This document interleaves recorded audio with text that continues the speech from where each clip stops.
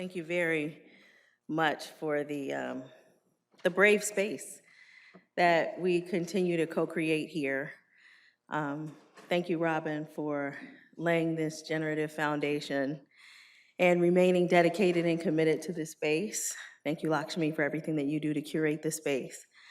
Thank you for continuing to open up the space within this space for us to feel, in keeping with the theme of this program.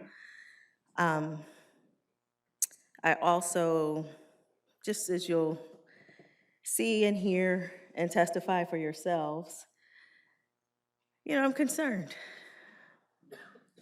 I'm concerned about where we are, where we've come, where we're going.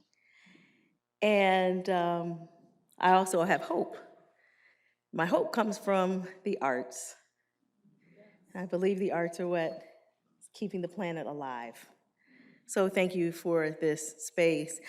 I visited Monticello, which was the home and the plantation that Thomas Jefferson, the third president of the United States, author of the Declaration of Independence, and architect and founder of Mr. Jefferson's Academical Village, also known as the University of Virginia. I visited for the first time this week.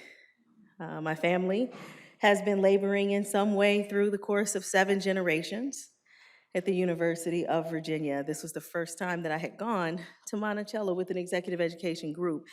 And so I found out that in 1824, Marquis de Lafayette visited Thomas Jefferson at Monticello. And Lafayette implored Jefferson to build the integrity of the Declaration of Independence and the freedom ideals into the structural and moral integrity of Monticello and all of the other institutions that he had built and led.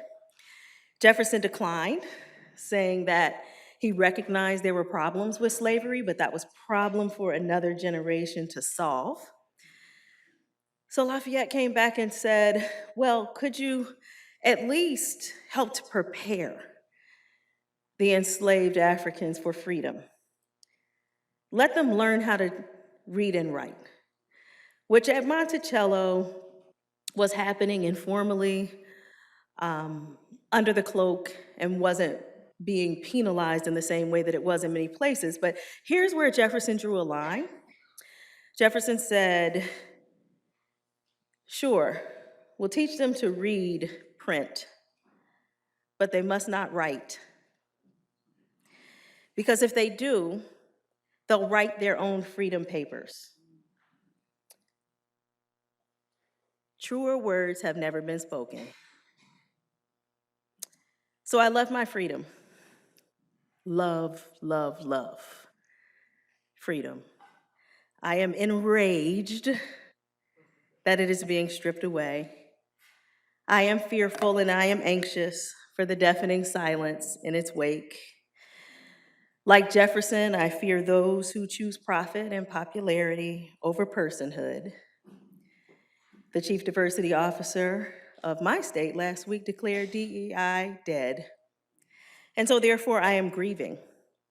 And as I think of the theme this year, tools, love, and rage, that grief is one of the purest expressions of a combination of love and rage.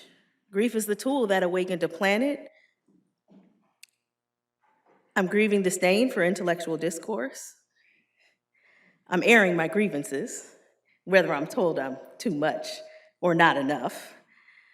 I'm grieving the dearth of the tender-hearted urges to alleviate suffering, the lack of sacrificial choices to just pass the mic or the mantle. I'm grieving the resurgence of all deliberate speed. I'm grieving the lack of courage to just press send, just say the thing that unlocks the gateway. I'm grieving the loss of potential, what could have been allowed if they'd possessed the freedom to live the full length and the full width of life. A loss of hope and anticipation for many futures that may never be. Grieving a loss of conviction and short-lived attempts to overpromise and underdeliver with no shame. Grieving my innocent worldview that everyone would just be kind play fair, or else. Grieving a lack of consequences, grieving feeling safe as a child inside of my mind your own business cocoon of Gary, Indiana, when it was designated as the murder capital of the United States of America.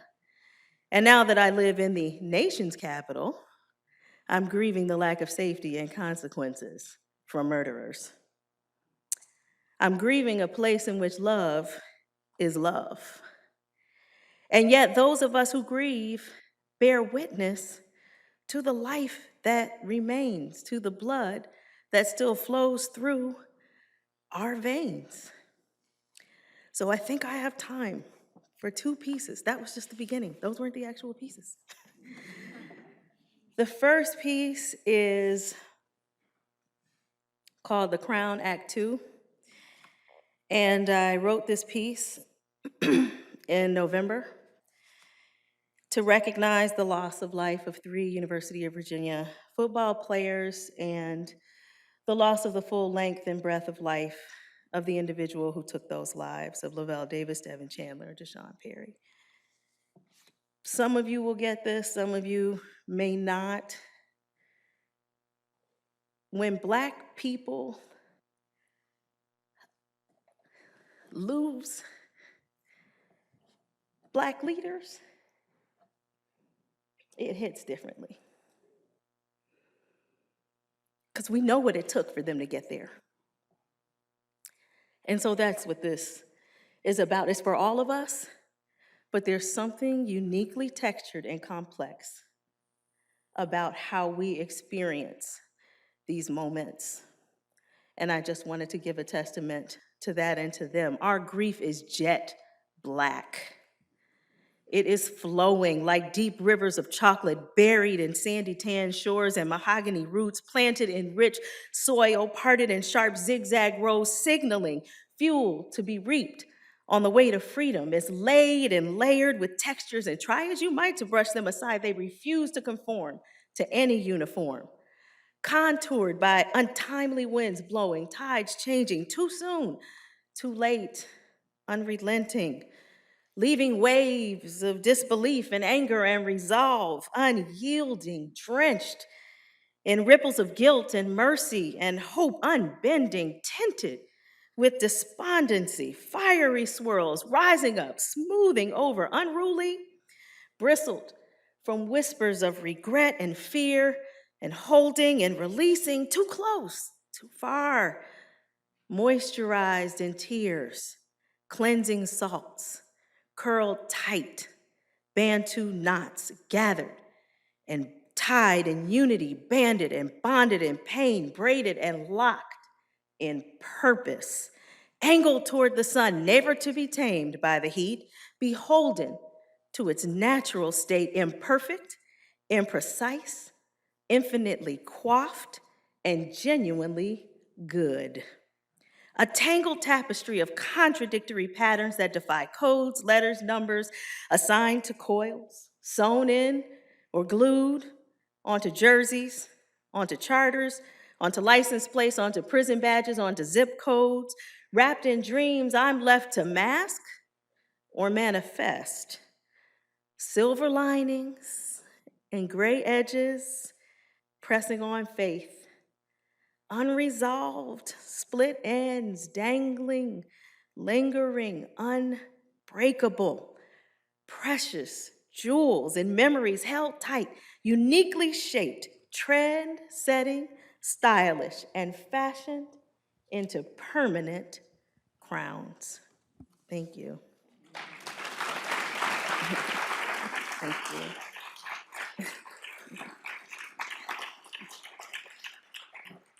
So the second piece is called How to Win the Culture War, a cacophonous choral response. But no, we really are all over the place. On guard, armor up, hands up, no handouts, no call outs. Call in, lean in, buy in, sit in, walk out, move beyond, left behind, standing in line without my mask. My fast pass got canceled. Got that leg up, climbing, mobile, educating myself out of this ghetto. Back channel, underground, mainline, mainstream, slip under the radar, caught off guard. Grow the good. My hood will take your hood any day. Okay, K, K. Stick it out, wait and see. Bide our time in these streets, earning some change until things change. Hearts and minds. On this battlefield, you'll find fragile nerves of steel, minds set to strike. Oh, I stepped on your toes by airing my woes. Unloading magazines of bitter, unrequited love, tongues blazing, fields raising, met with only a shrug. I got my business case in my briefcase, just in case I'm the credit to my race in the boardroom. In the war room, let's make a deal, trading likes and followers. Keeping it real? Nope. Curating the real. Stay on your post. In the back room, all bets are off. In the green room, allow me to co-pilot your perception with my reality, brains washed in showers of blanks, spitting truth, dropping knowledge bombs, covered in smoke, smearing rainbows and unicorns and officer friendly. Remember him? Nah, forget about that ancestral journey. There are only many me's, no longer we. In the bedroom, I infiltrate, I dissipate, I cohabitate, but don't sleep, because in my dreams, I say the quiet part out loud. I rest up for the next battle. It's okay to shed a tear. The cost of doing business is fear. More self-care? After my thoughts and prayers. My grief is jet black resistance, the only spark to make amends. Red flag, dig deep. Yellow flag, penalty. White flag, retreat. One really good guy at a time. What a colossal waste of time. So, how will I win? I'll win by losing. It's not either or, not better, worse. I'll never win if I keep being the first. My final stand ends with a single word, and. Thank you.